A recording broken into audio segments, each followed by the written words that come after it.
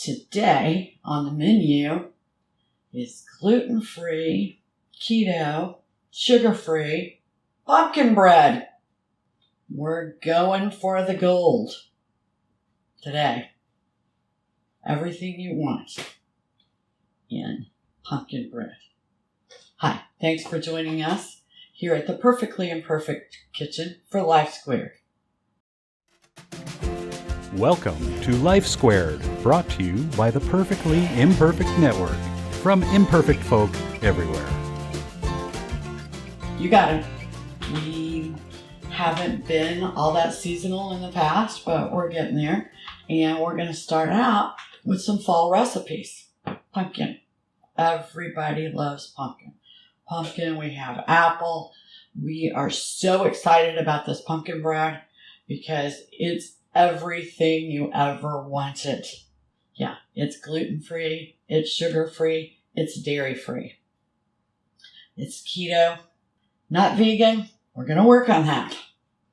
But everything else you can imagine, and best of all, it's beautiful, it's tasty.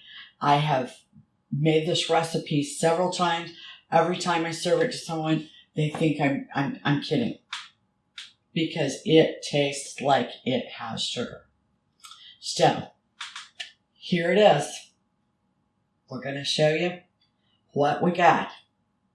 And I know you're going to love this one. So, start thinking fall. But you know what? Pumpkin is great anytime. We're going to start out with our mixer and 3 eggs. Pour that in. Next, we have a cup of monk fruit. As I told you before, I've made this recipe several times. I can use half of this and be happy with the sweetness level. Remember, monk fruit is sweeter than sugar. Has no calories. It actually has some great benefits. Please watch our video about monk fruit and you will learn about all the health benefits that monk fruit has to offer. Today we're using a full cup of monk fruit.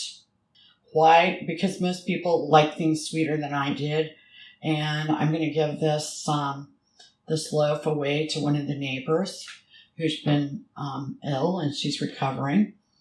And so I want it to be nice and sweet for her. So 1 cup of monk fruit today. Next, we have a 1/4 cup of golden brown monk fruit. Actually, I think it's just golden. You can, of course, use regular sugar and brown sugar if you're not concerned. But here at Life Squared, we're all about making things at least 75% healthier. I believe this one's higher than 75. So we're going to add that. Okay, I'm going to close the mixer. And I'm going to beat this up for just a moment. So,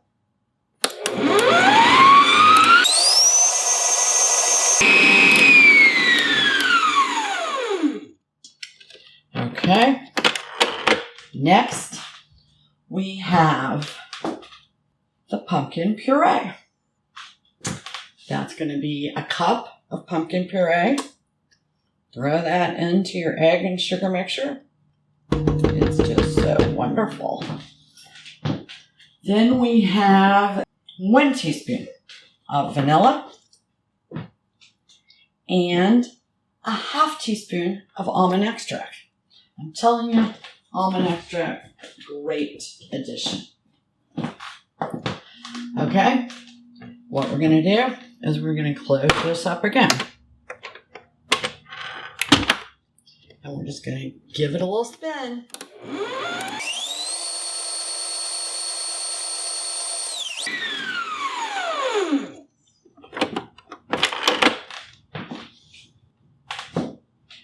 Do you want you all to be able to see this?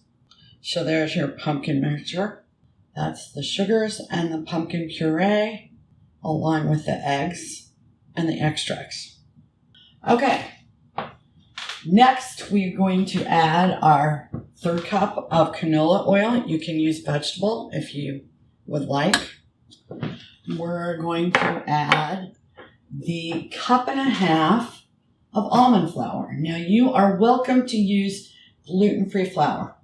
It's cheaper. It still has carbs, so remember that. But if you're only worried about being gluten-free, by all means, use the all-purpose gluten-free flour. Today, we're going to use the almond flour because we're going for the gold. We're going for the keto. Add that in. You've got a teaspoon of baking soda, a 1/2 teaspoon of baking powder, a teaspoon of cinnamon, a 1/2 teaspoon of ground ginger, a teaspoon of pumpkin pie spice. Great product. And to bring out all those wonderful flavors, a 1/2 teaspoon of salt. Here's a good look at that mixture before we mix it all up. Okay, we're going to shut it down.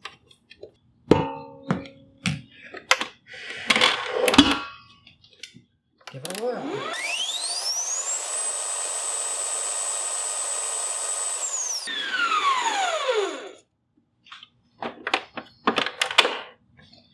And there's your mixture. Okay. Now, I'm going to get some of this mixture off the blade. My blades just pop right off. That's going to make it a little bit easier for us with the camera and all. It's kind of strange thing to do this for camera, I will have to say. So, I have lined a loaf pan with some parchment paper. I always put a couple of glasses in it to weight it down. Now, if you like to grease your pan like my mother used to do, feel free. It makes a more smooth loaf than parchment paper, but parchment paper is great. So, let's just take this off, throw it in here into this pan. I tell you what, it would be great if we had videos where you could smell these beautiful fall spices. But let me tell you, make your own because you won't be sorry. I have made these as muffins. I'm going to tell you, if you make them as muffins, cook them for about 25 minutes. If you make it with gluten-free flour or almond flour, as we've done today, about 50 minutes in my oven. It could go as long as 55 minutes. It's going to be a dark brown. Beautiful. I made a little mess in here. Going to wipe that off. You can put some pepitos or some pumpkin seeds on top. I'm going to add a few almond. Just makes it a little prettier. And then we're going to bake it. Again, bake it at 350 for about 50 to 55 minutes if you're using the loaf pan.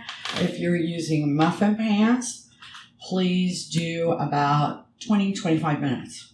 It's beautiful. It's tasty. Yum, yum. Love fall. Love pumpkin spice. And you know what? You can have it and be 75% healthier. This might even be more than 75. Thanks for joining us here in the Perfectly Imperfect Kitchen. You're going to want to hit subscribe because we got a lot of recipes coming up. A lot of sugar-free. We're always gluten-free. And a lot of times we have vegan recipes. We have keto recipes.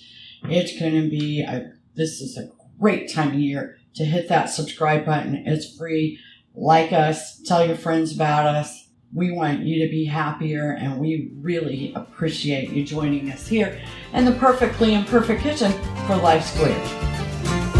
We really appreciate you joining us today at Life Squared on the Perfectly Imperfect Network. To get more content, please consider subscribing. If you have any questions or feedback, we'd love to hear from you in the comments section. Thanks for watching.